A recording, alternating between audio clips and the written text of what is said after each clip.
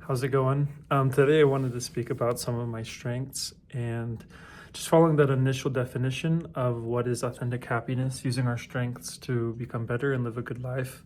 So I thought I would go through some of mine and talk about them as well as some other things afterwards. Self-control and self-regulation means you self-consciously regulate what you feel and what you do. You are a disciplined person. You are in control of your appetites and your emotions, not vice versa. Social intelligence means you are aware of the motives and feelings of other people. You know what to do to fit into different social situations, and you know what to do to put others at ease.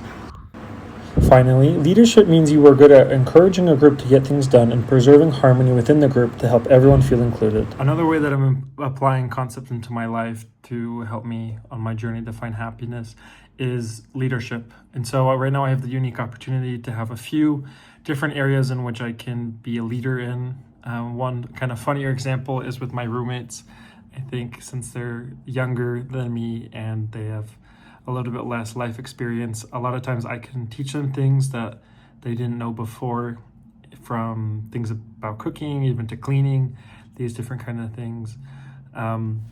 In class as well, we were looking at the different countries and professions that tend to be the happiest according to statistics. And teaching is one of those things. So teachers tend to be a lot happier than maybe other professions would be. So I feel like this is really incorporated as well.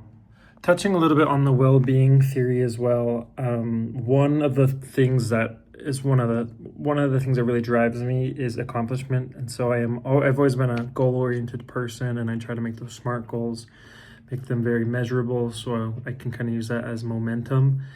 And one idea that I had before this new year when I was setting my resolutions was to have a calendar of the different things that I'm trying to accomplish every single day, those kind of daily goals.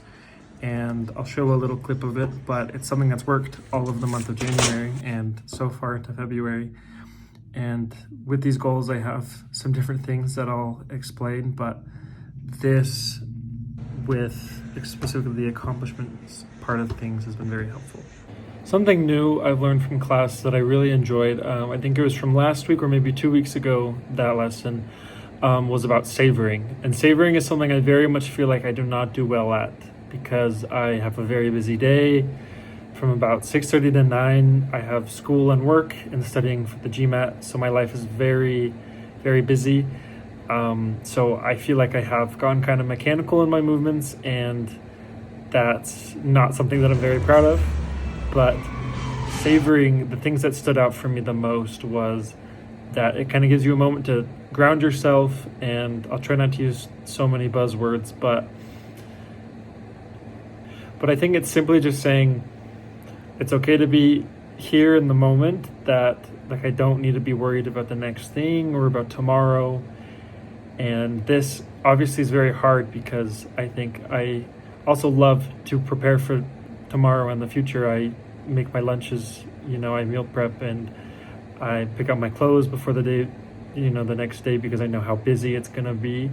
So savoring, I think it really is just stopping in place, paying attention to all your senses, just so you can kind of have a better memory of everything, as well as just remind your body that it's okay to be relaxed and not moving all the time.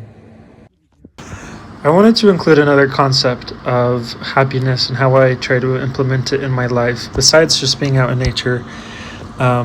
Of course, we all have our set points. Biology essentially dictates how happy we are, but only accounts for 50% of our happiness, which leaves 50%.